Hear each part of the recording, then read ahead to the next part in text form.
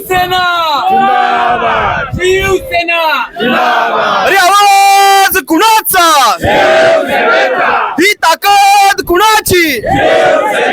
जय श्रीराम जय श्रीराम. आज शिवसेनेच्या पक्षप्रमुखांनी श्रीमान उद्धव बाळासाहेब ठाकरेंनी एक हाक दिली. सर्व शिवसैनिकांनी दादरमध्ये जमायचंय, गोल देवळाच्या आसपास जमायचंय आणि त्यानंतर दादरच्या गोल देवळामध्ये रामरक्षा स्तोत्राचं पठण होईल, मारुती स्तोत्राचं पठण होईल, हनुमान चालिसेचं पठण होईल आणि जाब विचारला जाईल.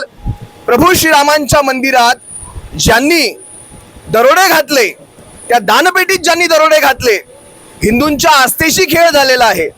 करोडो देशभरातल्या हिंदूंच्या त्या भावनेशी खेळ झालेला आहे. प्रभू श्रीरामांच्या नावाने देशभर सत्तेसाठी भीक मागितली.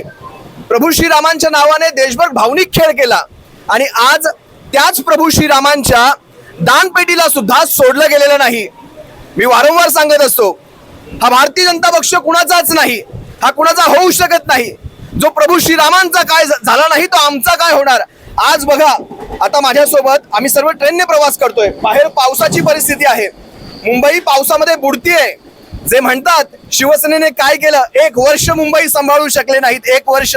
अशाही परिस्थितीमध्ये हे सारे शिवसैनिक, प्रभू श्रीरामांचे सैनिक, छत्रपती शिवरायांच्या विचारांवर चालणारे हे शिवसेनेचे मावळे, बाळासाहेबांचे शिवसैनिक, उद्धव साहेबांचे शिवसैनिक, हे सारे घाटकोपर पश्चिमेचे शिवसैनिक मला ट्रेनमध्ये मिळाले. या सर्वांच्या समवेत आज आपण चाललोय दादरकडे. माझ्यासोबत घाटकोपरचे आपले विभाग प्रमुख सुद्धा आहेत, पाटील साहेब आहेत, ही सारी शिवसैनिक मंडळी आहे. मी खरं तर त्यांच्याकडून सुद्धा त्यांचंही मत जाणून घेईल आणि त्यांनाही विचारेल तुमच्या मनात नेमक्या काय भावना आहेत. आपण सारे शिवसैनिक आहोत, आपण प्रभू श्रीरामांचे सैनिक आहोत. पण ज्या वेळेस, टोपी सांभाळा का, पण ज्या वेळेस आपल्याला एक प्रश्न विचारला जातो, 70 वर्षांच्या काळाचा हिशोब विचारतात, अरे त्या काँग्रेसने काय करायचं ते केलं असेल 70 वर्षाच्या काळामध्ये, पण तुम्ही गेल्या 12 वर्षात देशाचं वाटोळं केलं, धर्माचं वाटोळं केलं, देशाचं नाक कापून ठेवलं आणि आता प्रभू श्रीरामांच्या त्या तिजोरीचा तुम्हाला हिशोब द्यावा लागतोय आणि तोही तुम्ही देत नाही आहात.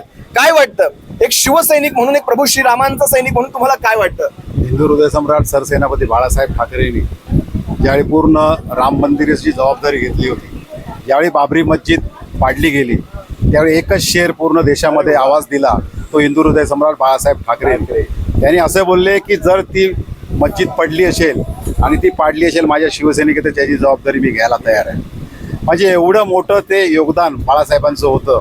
आणि आज हिंदुत्वाच्या नावाखाली 12 वर्ष हे लोक भारतीय जनता पार्टी सत्तेमध्ये जो धुमाकूळ घालतायत देशापासून गल्लीपर्यंत, आज भ्रष्टाचाराचा एवढा कळस केलाय आणि हा कळस यांनी मंदिरामध्ये पण सोडला नाही. आज राम मंदिरासाठी एवढं देशातून, सर्व परदेशातून जो निधी आला, या निधीमध्ये पण यांनी भ्रष्टाचार केला. म्हणजे आज यांनी कुठे हिंदू धर्माला नाव दाखवण्यासाठी कुठे जागा ठेवलेली नाही. त्याच्यामुळे आज उद्धव साहेबांच्या नेतृत्वाखाली, आदित्य साहेबांच्या नेतृत्वाखाली अगदी आपण खूप मोठी अशी दादरमध्ये गोल मंदिरच्या इथे आरती करतोय आणि त्या आरतीच्या निमित्ताने पूर्ण देशामध्ये हा निरोप जाणार आहे की हिंदू हृदय सम्राट शिवसेना बाळासाहेब ठाकरे यांच्यानंतर नेतृत्व सांभाळायला उद्धव साहेब सक्षम आहेत आणि येणाऱ्या काळामध्ये ज्या पद्धतीने उद्धव साहेबांनी आपले नेतृत्व सांभाळलंय, ते नेतृत्व सांभाळण्यासाठी पूर्ण हिंदुत्व त्यांच्या मागे उभं राहील अशी मी अपेक्षा करतो. अगदी बघा, दाखवा ट्रेन मधले सर्व शिवसैनिक दाखवा. अरे आवाज कुणाचा? आवाज कुणाचा?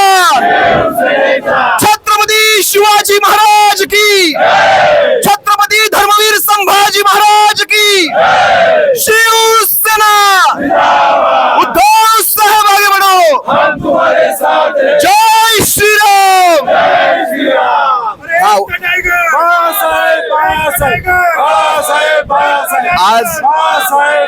आज हा उत्साह शिवसैनिकांच्या मनामध्ये, बघा हा पाऊस सुद्धा शिवसैनिकांना थांबवू शकत नाही. मागे ज्यावेळेस प्रभू श्रीरामांच्या मंदिराचं उद्घाटन झालं, जणू काही पंतप्रधान आवास योजनेतनं प्रभू श्रीरामांना घर दिलंय की काय, अशा प्रकारे मोठा फोटो नरेंद्र मोदींचा आणि अगदी लहानशे प्रभू श्रीराम असे बोटाला धरून नरेंद्र मोदींच्या चालताना दाखवले. सर्वांनी ते फोटो पाहिले असतील, उभ्या देशाने ते फोटो पाहिले. जणू काही नरेंद्र मोदी प्रभू श्रीरामांना घर देत आहेत. नरेंद्र मोदी प्रभू श्रीरामांना मंदिर देत आहेत. निषेध निषेध करावा तेवढी लाजिरवाणी ही गोष्ट आहे. काल मी भारतीय जनता पक्षाच्या एका रॅलीमध्ये भगवान हनुमंताच्या हातात भारतीय जनता पक्षाचा झेंडा दाखवला. ह्या गोष्टी आपल्याला खपवून घ्यायच्या आहेत का? हिंदुत्वाच्या नावाखाली या गोष्टी अजिबात खपवून घेतल्या जाणार नाहीत. शिवसेना कालही कडवट हिंदुत्वाचा पक्ष होता, आजही आहे आणि भविष्यातही राहील. हिंदू है पण शिवसेनेचं हिंदुत्व मारणं बाटणं आणि काटणं शिकवत नाही. आमच्या हृदयात राम आहे आणि आम्ही हाताला काम, हे आमचं हिंदुत्व आहे. प्रभू श्रीरामांच्या मंदिरातल्या चोरीचा जाब विचारण्यासाठी उभ्या महाराष्ट्रात नव्हे तर उभ्या हिंदुस्थानातनं हिंदू शिवसेनेकडे डोळे लावून पाहतोय. आज मुंबईतनं ही हाक दिली जाते. ही हाक उभा हिंदुस्थान पाहणार आहे आणि याची सुरुवात बाळासाहेबांच्या मुंबईतनं केली जाणार आहे. जय श्रीराम, जय जय श्रीराम. उद्धव साहेब आगे बढ़ो, उद्धव साहेब आगे बढ़ो. शिवसेनेचा आवाज कोणाचा?